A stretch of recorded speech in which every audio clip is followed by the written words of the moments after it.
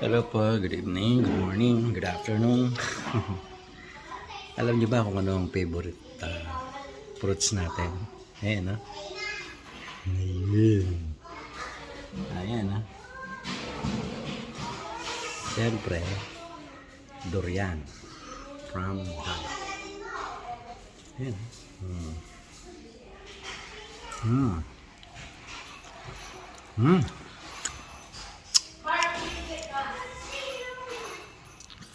Mm. Mm. Grabe. Tapos,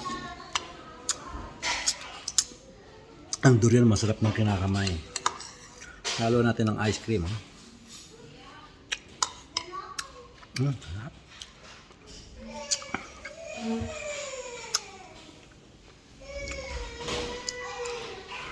Dito kasi sa amin may Wiggies. Ang Wiggies kasi, yun ang ice cream parlor na may durian, may mangga, may taro, yung gabi.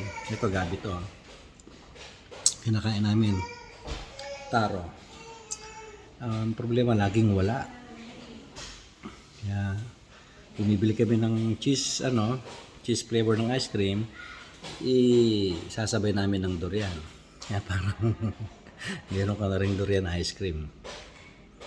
That's it. Kain po tayo. Marami po ito kasi malaki po itong durian na to. Nakakadami na po kami. Tapos si Miss Lay, ayan